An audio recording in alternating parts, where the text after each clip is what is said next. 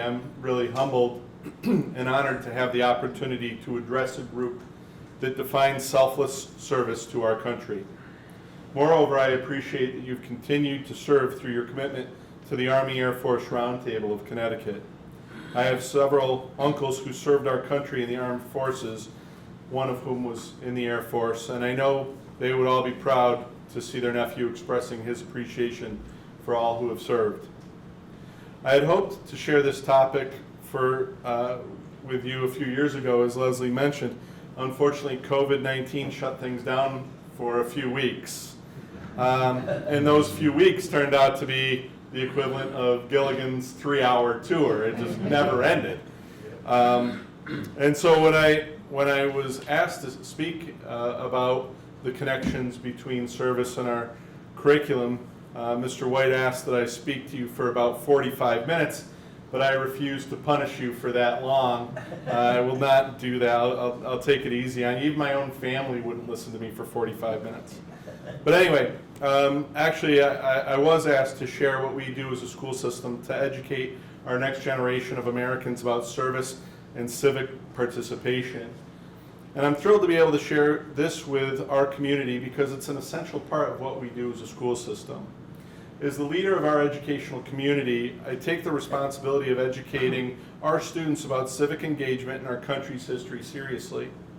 That starts with modeling how important it is to take time to learn.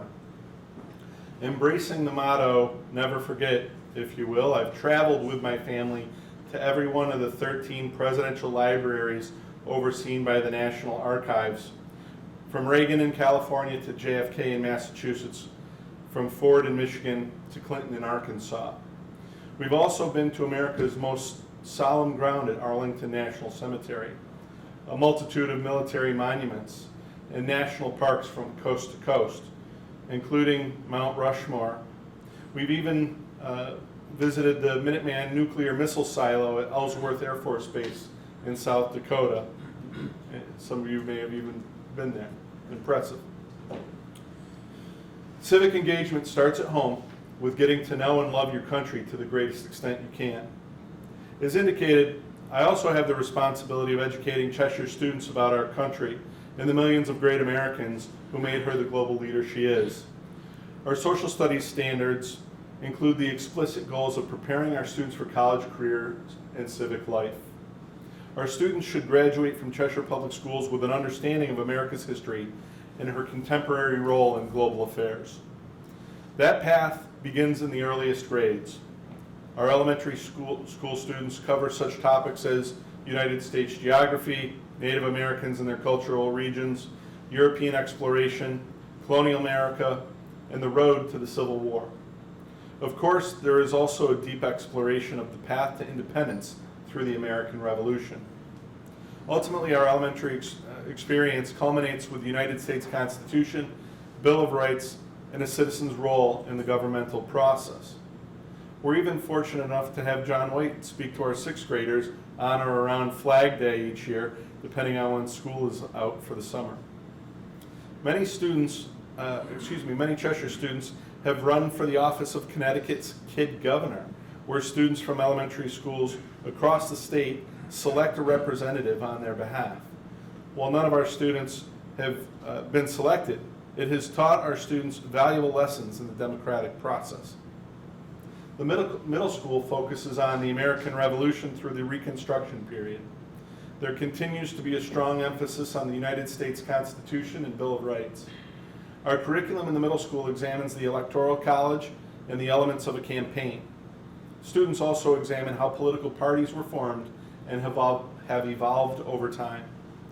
Perhaps most important in the middle school journey is the emphasis placed on what we call the foundations of citizenship. Students research, deliberate, and debate how they can become responsible and active citizens. They also deeply explore why freedom is so important and celebrated in our country. As part of that process, they compare our rights to those of other countries around the world, which is an eye-opening experience for 12-year-olds. Our 8th grade students have the opportunity to really engage our country in person. Students walk the Freedom Trail in Boston and tour Washington, D.C., including stops at the Capitol, White House, National Archives and Arlington National Cemetery, where they visit the gravesite of Audie Murphy and the tomb of the unknown soldier. Each year, 4 to 6 of our students have the honor of participating in a wreath-laying ceremony. They visit the Lincoln Memorial, wreath-laying ceremony at the tomb of the unknown soldier, of course. The Lincoln Memorial, the Washington Monument, the Korean, Vietnam, Iwo Jima Memorial, and the World War II Memorial. These powerful experiences codify what it means to be an American and build a greater appreciation for service to our country, particularly in the armed forces. In my personal opinion, middle school is also a point where many of our students developmentally are at a place to understand how the sacrifices of veterans have so defined the way of life that we enjoy. Seeing our students develop that understanding and appreciation is such an incredibly rewarding moment as an American and an educator. High school students further engage by not only in a deeper exploration of America's history, but a deeper involvement in shaping America's future. We take this cue from none other than George Washington, who said a primary object should be the education of our youth in the science of government. In a republic, what species of knowledge can be equally important? And what duty more pressing than communicating it to those who are to be the future guardians of the country? As such, we continue to deepen our focus at the high school level on teaching students how to evaluate their rights and responsibilities as citizens and what it means to be a citizen. Our high schoolers explore how power and responsibility are distributed, shared, and limited in order to protect individual rights and meet the needs of the people. And finally, we help students develop their capacity to engage in informed, active, and respectful civic participation. Participation that is possible by through those who have served in the military. Of course, Cheshire was one of the first Connecticut districts to hold school on Veterans Day. We did so to take the opportunity to focus on the contributions our veterans make to this country. Schools host veterans for special programs, including everything from parades to guest speakers and luncheons. The learning that our students do is gleaned through engagement with history, and students experience such pivotal moments in our democracy as FDR's 4 Freedoms and Day of Infamy speeches, Dwight Eisenhower's Order of the Day, Kennedy's inaugural address, and Martin Luther King's address on the March on Washington, for example. Through this engagement with history, we build a greater appreciation for who we want to be and what it means to be American. This experience often catapults our students into meaningful civic experiences such as Young Democrats and Young Republicans clubs, and of course, bringing remembrance to all veterans everywhere, best known as BRAVE. Some students are even motivated to form their own club. I'm sure you know Haley Falk, who founded Because of the Brave and was substantially responsible for bringing The Wall That Heals to Cheshire last spring. Other students pursue commission to our service academies or enlist to serve. We are extremely proud of how many of our students deeply engage in their civic responsibility and apply everything that they have learned through their Cheshire Public Schools experience. I opened by sharing that I've been to every American presidential museum. My first museum experience may have been the most powerful. It was the Herbert Hoover Museum in tiny little West Branch, Iowa. Now, I don't want to assume that you've not been to West Branch, Iowa, but holy cow, is it a small town. It's not even half the size of Abilene, Kansas, where President Eisenhower grew up. The trip to West Branch struck me because someone who was once a student in this small little town grew up to be of tremendous service to our country during World War I and ultimately became the most powerful leader in the world. In a town that is basically as large as Cheshire High School, President Hoover learned to love his country enough to make an indelible mark on the United States. It made me realize that every day we have this opportunity and responsibility to instill an understanding and love for our country so that students may one day serve her. Some may even be dedicated enough to enter a branch of service, like many of the heroes who sit here before me today. On behalf of everyone in the Cheshire Public Schools, but especially the members of our staff who we so proudly honor as veterans, including Matt Leavenworth, Jerry O'Neill, Jerry. Scott Conway, Brian Kirby, Mike Meyer, Dan Lee, Jeremy May, and Jim Goffin, we are honored to have this opportunity to formally thank you for your service. And again, I appreciate the opportunity to share our Cheshire Public Schools experience with all of you this evening. Thank you very much.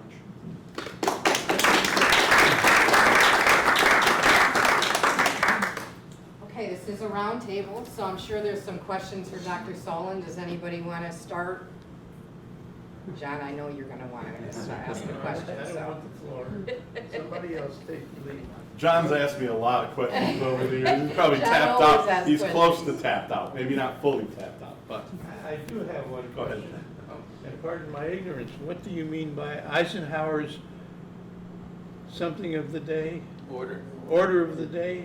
Yeah, it's one of several marquee speeches that our students read through their educational experience at Cheshire High School. We think that, you know, we've focused a lot more recently, over probably the last 4 or 5 years, on what's called primary source documents. So, you know, it's not something that people have written about in textbooks, but actual speeches that have occurred and the real history as recorded, rather than an interpretation. I had a roommate in college who was a history major, who once said to me, this was his proudest line, he said, "I write this in every history paper I write and the professors love it." So he coined this. History doesn't write history, historians write history, which I think is one of the big challenges that we all see today in the world with, you know, events being interpreted by media rather than reported by media. And so we focus a lot on primary source documents. Don't the winners write history? Yeah, the winners, I guess, do write history to a certain extent too. Maybe you should have helped my roommate in college. Are the students very receptive to the teaching about veterans and about the wars and things of that nature? How many of you have been to an event at Cheshire High School, like because of the Brave or anything like that? I think, you know, I could stand here and say to you that I think our students are very receptive to the history of veterans, to service, but I think when you see our students engage veterans, the proof is really in their actions more than it is my words. You know, whether it's our students proudly lining Route 10 for the wall that heals and waving flags and being receptive, to, you know, the way that we welcome with incredible reverence folks on Veterans Day, or when we have other special events recognizing our veterans. I think that, yes, is the short answer, but like I said, if you've been there, you can see it. And I'm sure people in this room could speak to that too, Leslie. So, yes, I've been to more than a few of them, and they are Right. very receptive. My question would be, so I know that Cheshire High School does the Veterans Breakfast, or the variations of it every year. They've done stuff at the football field. I know certain of the elementary schools. Is there a, All the elementary schools. do every something. one of Yep, them do? and Okay, middle because I school, knew yeah. some of them went, but I wasn't sure. So that's something dedicated in the curriculum of, or in the event calendar of each school, that every Veterans Day, there's gonna be some particular Sure. event or teaching or something, and besides just the events, do they have things in the classroom that whole day that are teaching the students specifically about veterans and their services? As it's developmentally appropriate, things look Right. different, of course, you know, so, and unfortunately, the pandemic that we were joking about earlier, you know, it did really hinder our ability to have people come into the building and engage in our schools the way that they typically would, but yes, I mean, there are readings in classes through the elementary schools where, you know, it might be a read aloud at that level. Right. At the middle school, it might be in part students reading and conversing or videos. At the high school, it's really through the history classes that students get that on top of, you know, that day is usually a good chunk of the day is dedicated to special events.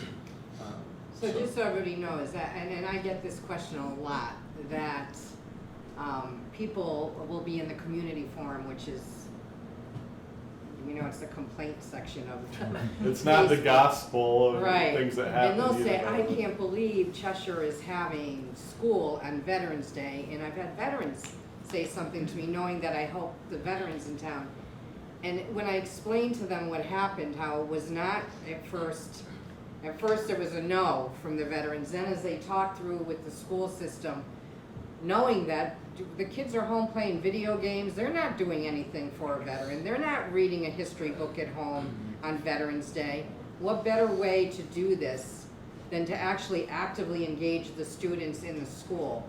And once people understand that, then they get it, Yeah. I did want to, I think Cheshire does such a good job, and we have veterans from different towns here, it's not just Cheshire, so at one point, a long time ago, we talked about actually putting together a model of a student-veteran partnership. So whether it's the Brave group or what they do on Veterans Day or different activities, I think Cheshire is a great model, to be honest with you. Yeah. And that, why not take that and go to a lot of school districts and, even our members can somewhat help in that and sit down and say, hey, here are the types of activities you can do in your school or your Sounds like a school great system. Eagle Scout project, right, Doc?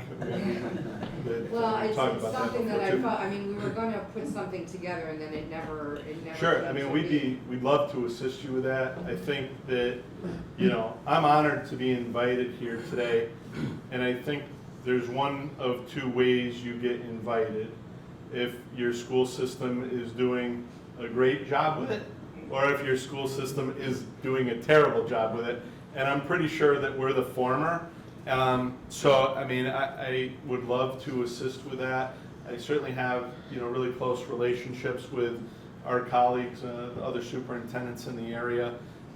Anything that we could do, and I don't just say this to pontificate or to placate the people in the room. I say this because at the end of the day, I know how beneficial it's been and how meaningful it's been for the thousands of students that have had the opportunity.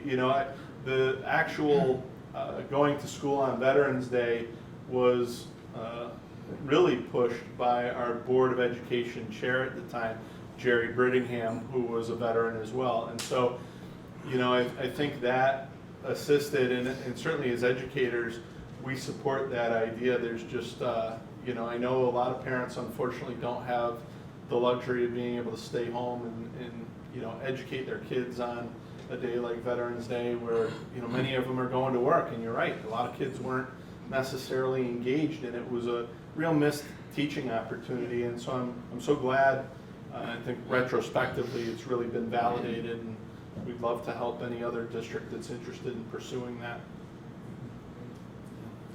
Please. Could you share with us how successful Cheshire High has been in gaining Department of Military's academy appointments? I think it varies. A military academy appointment is not something that, falls off of trees. It takes a lot of commitment on the part of the student. But I would say on average we have maybe 1.5 a year appointments. It's really pretty good. I think through the last couple of years it's been a little tougher, but we do have a strong history of making appointments. Of course, not only do you have to be an exceptional student and exceptional, not just in the classroom, but obviously by way of character and service and other criteria, but you also need the recommendation of a senator to gain appointment to one of the military academies. So it is very difficult, but we have history with that. We also have real history of Senate pages as well, which is not as competitive, obviously, as an appointment to a military academy, but where we nominate students who have maybe a political interest, and they'll spend a year working with or semester at least, working with a senator in the Capitol in Washington. So, that sort of very unique civic opportunity Like I said, it's not the same as an appointment, but, you know, we've been pretty successful with that. Thank you. But West Point, for the most part, from what I can remember, Air Force, primarily West Point for whatever reason, it's our students' interest. Do you get some others to just join the military? And I'll use my son as a for instance, 20 some odd years ago or whatever. Yeah, so at our graduation ceremony, it's pretty simple to see how that's going, because if students enlist prior to graduation, or if they're appointed to a service academy, a member of that branch of service will come and make a statement at the actual graduation ceremony. And for those who are enlisted, we read the name, the branch of service, and they stand and are recognized. So you can see, you know, how we do each year with that respect just by attending our graduation ceremony or watching on YouTube. But we do have enlisted as well. When you're touring, when you have your students, you're touring around DC, do you ever go to the Women's Memorial? Yeah, absolutely, the Women's Memorial, yeah. And the Women's Museum? Not the museum as frequently as we've been to the memorial.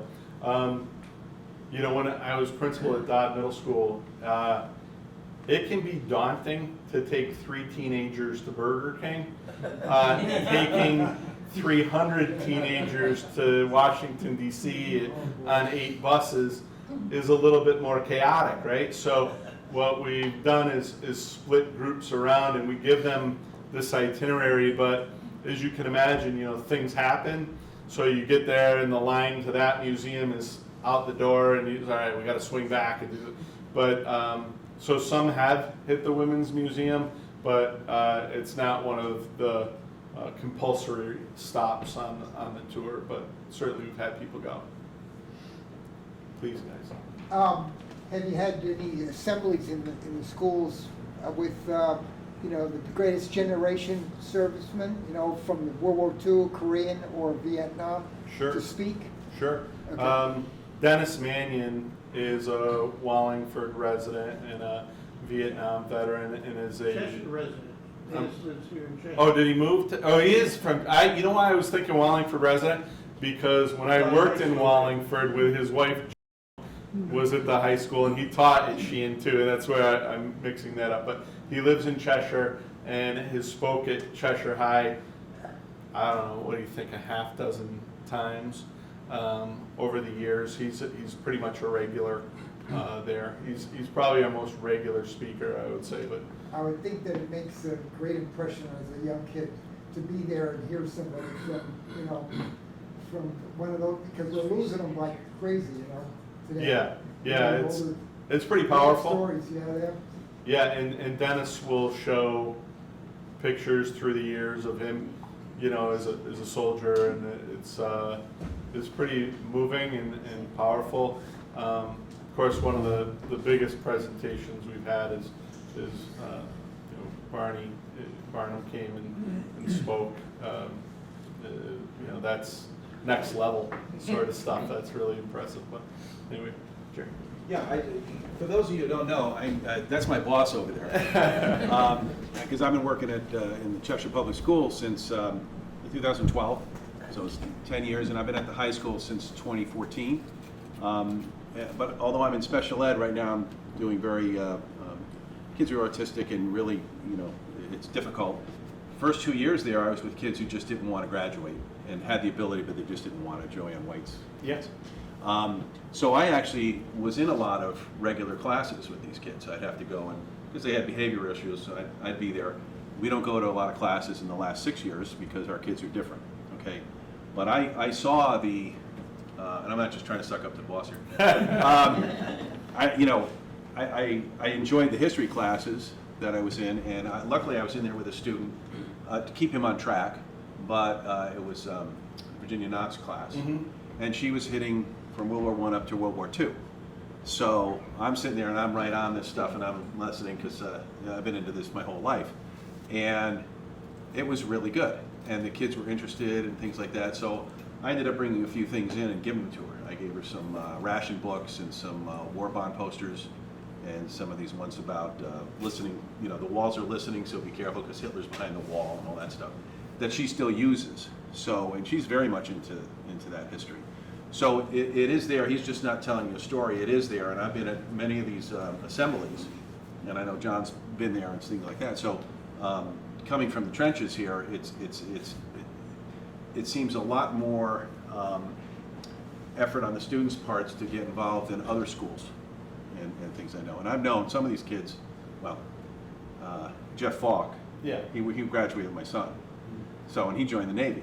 Now he's a police officer, and his daughter's been doing all the Home of the Brave stuff and things like that. So what he's saying is very true to what Cheshire is doing for veterans and history programs and things like that, to continue that, because I know everyone's worried about it getting, history is just getting the sideline, and they don't cover this anymore on certain spots, but they certainly do. So I just thought I'd let you know from my perspective, and that's all I'm stuck on. I'm gonna. Now, you can tell it like it is. But, we have classes on the Vietnam War, which is it's hard today, given the number of requirements that the state has for kids to graduate. You have to take X number of these, required classes to have a lot of room for some of our students to fit in elective classes. But that still remains one of our most popular classes, is the Vietnam War course that our students can take. And I think, to the point, it is the culture of our school system to recognize veterans and to honor that service and realize that is a viable path of the many. I was asked about the college, the percentage of our students at the high school who go on to college, and it is it's by far the majority of our kids, but that is not the only path when you ask about, whether you're enlisted, and you can do both. Certainly go to college and be a reservist, or, there are a lot of different paths, and we certainly want to ensure that all of our students have awareness of the multitude of paths that exist, even though the vast majority do go to a more traditional four-year college experience. One of the gentlemen who, there's a group of parents in the community who are really pushing the school referendum. It's called Support CPS is the group, and the gentleman who runs that, went to college and told me that, the way I could afford college is also to serve in the Navy. And so he, went to college and did time in the Navy, and then was commissioned and went to, work in DC. We have people in our community that have taken various different paths, and we want to make sure our kids are aware that, all these different paths exist, and, to follow your passion and where you are in life, and that's, it's a lot better to do that when you're 18 to figure out that than when, oh gosh, I was wrong and I'm 28 and have a boatload of debt. So we want to make sure kids have those options. I'll volunteer that I'm Jeff's dad, and the best thing he ever did was join the Navy. I won't say his nickname back then. 8 years in the Navy was just what he needed, and, went forward from there. Knowing him, he may have needed 10, but 8 was good enough, right, for your dog. Well, 2 years with his son-in-law, and then going on the Cheshire Police Department, it's all there. Yeah. A couple other, I note that you talk about those that came in, but Ralph Rowland and Irv Daubert, when they were alive, came to the library more than once. Yep. To We talk threw a to the birthday students. party for them. That's right. Yeah. I mean, Ralph was one of the most impressive people I've ever met, in the sense that, I grew up in Syracuse, New York. He has spent a lot of time working in Syracuse after service, and I mean, he was, well into his 90s, and was able to tell me the street address of places he worked at, and I don't remember what I had for dinner. He was just so amazing. And I know our students held both him and her with real reverence. We joked, or he joked, that he was in the South Pacific for 3 years with the Seabees, and the only thing he brought back, he said, was malaria. But no, he was quite a guy, a good family friend. Yeah, yeah. The other thing I'd mentioned, you talked about Veterans Day and going to the other schools. What if you brought some of them to Cheshire to see what we do? Sure.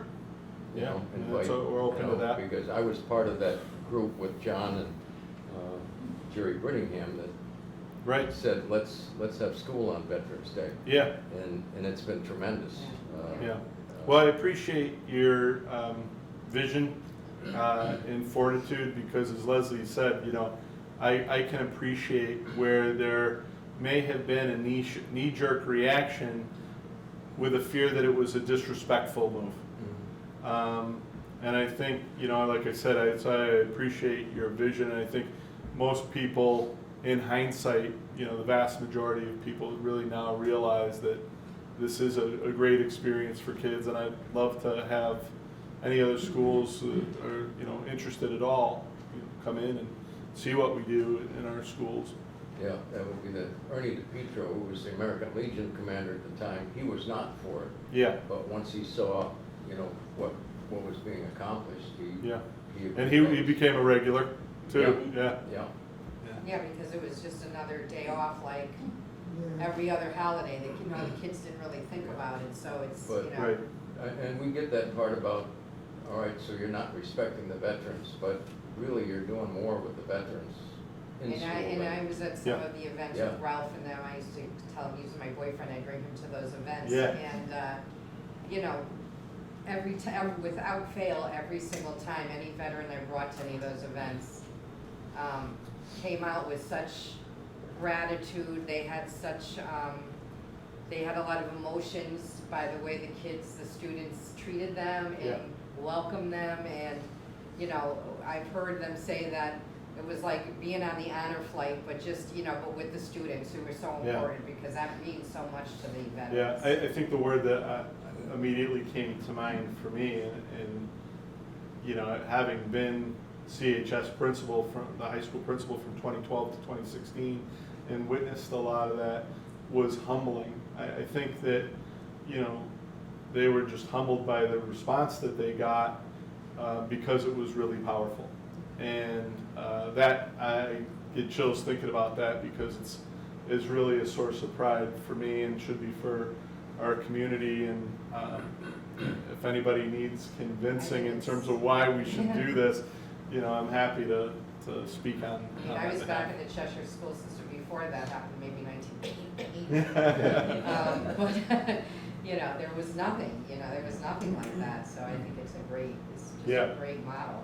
Yeah, again, I appreciate the vision. Do you look at being in this position you are now, looking at overall, whether it's statewide or federal-wide, are we one of the rare school, or do you see it being more happening in more other stop Yeah. towns or cities or states, or? Yeah, to be honest with you, I'm not sure. I certainly am aware of more districts that have followed suit and held school on Veterans Day. To what degree they recognize veterans in their district or engage and use it as a really powerful teaching opportunity, I couldn't really speak to that. But I'm going to ask my superintendent's group when I meet with them.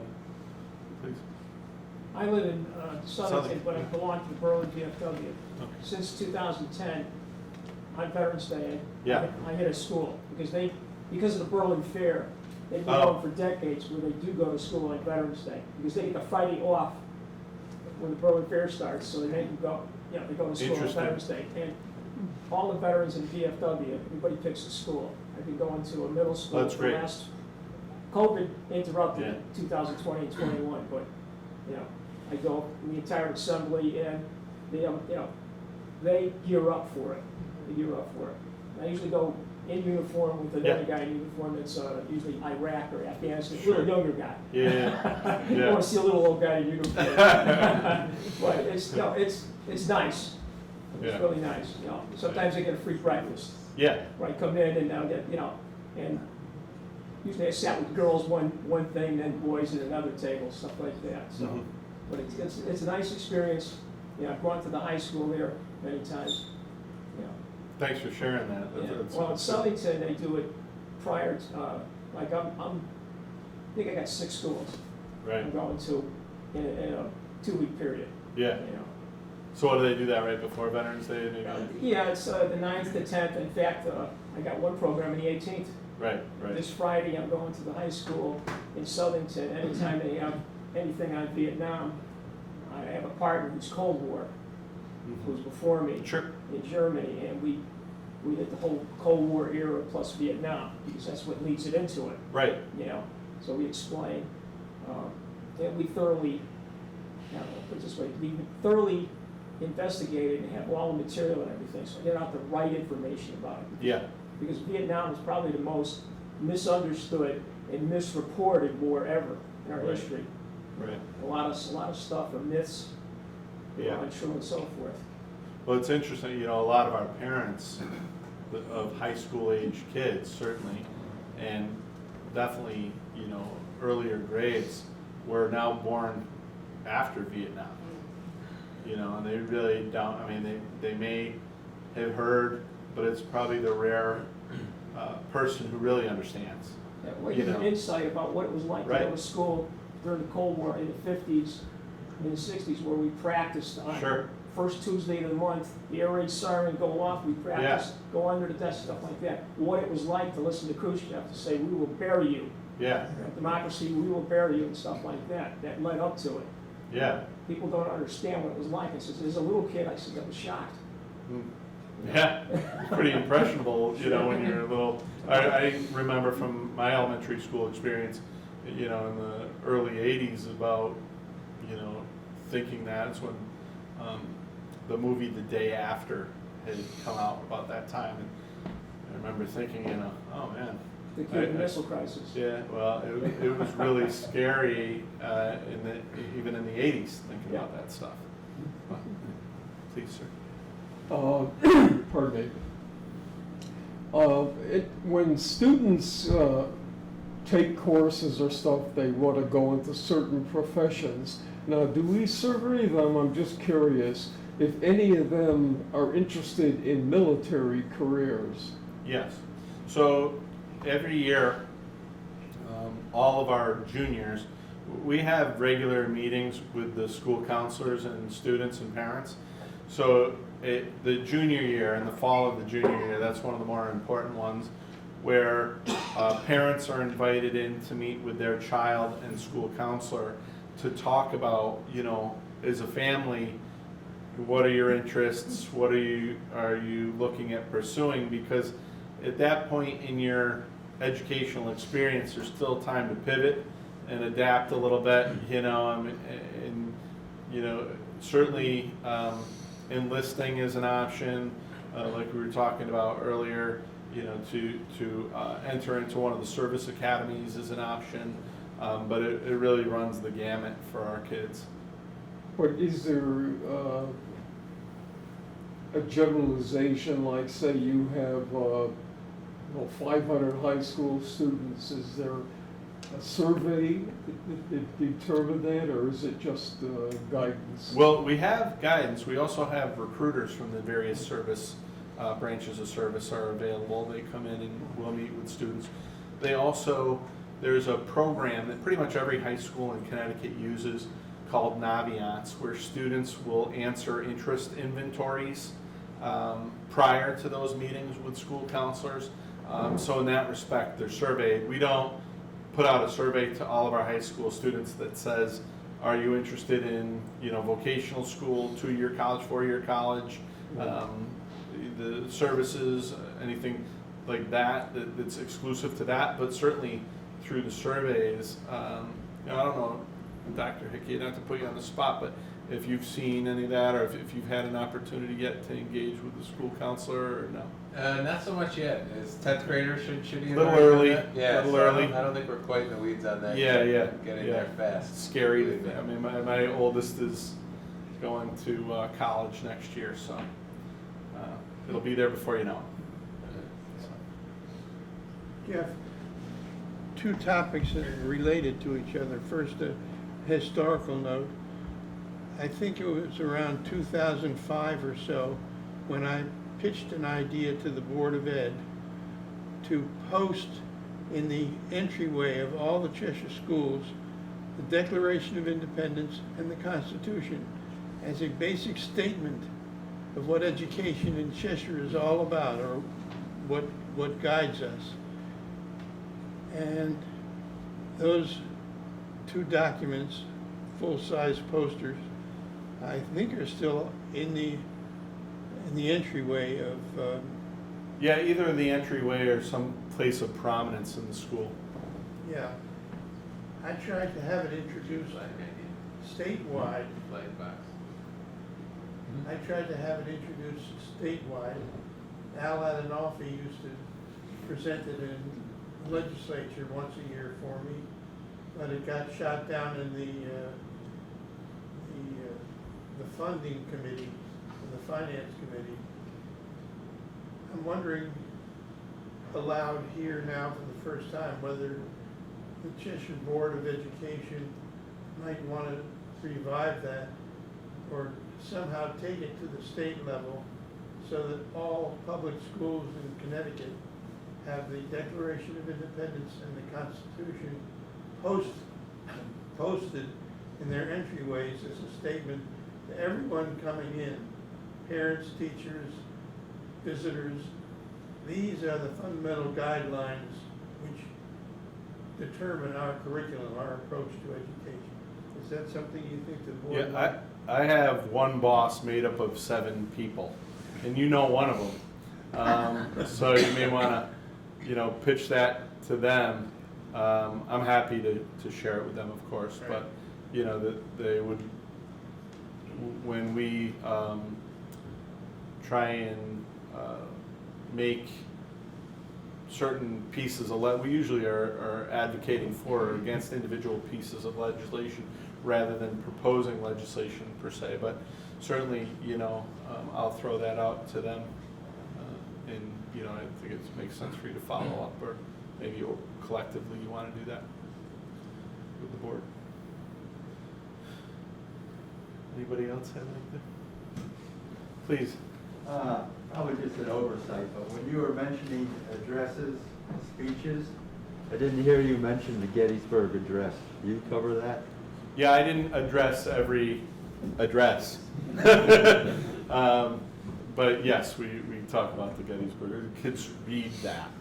And that's what I was trying to say earlier too, that it's not just our perception of documents or history, but they actually read the document, which can be a little bit challenging, particularly, the Gettysburg Address is a little bit more cumbersome written at the time it was to make sense of, but, we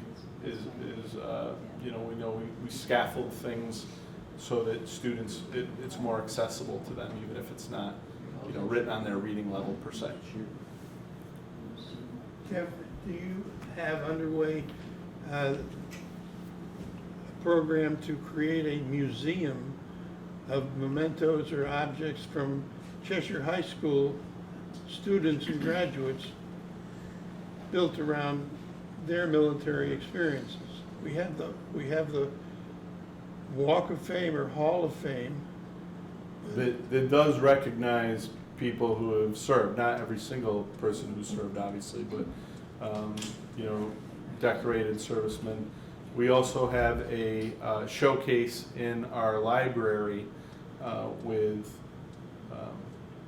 different components of service through the years, from our graduates, some that are just more memorabilia, but we don't have a specific showcase for that or anything outside of the one in the library.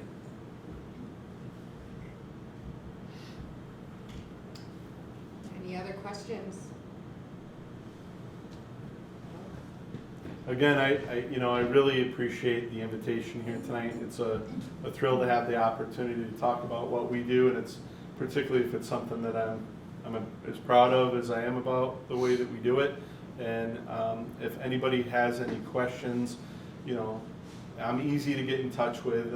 If you go to our website or ask, Leslie or John or Don or Jerry or anybody, that I could certainly be reached, and I'm happy to chat with you anytime, or anybody else that you think it would be beneficial for me to talk with. So again, thank you so much, not just for giving me this opportunity tonight, but for your service to our country. It's an honor for me to have the opportunity to speak with you. So good night, everybody.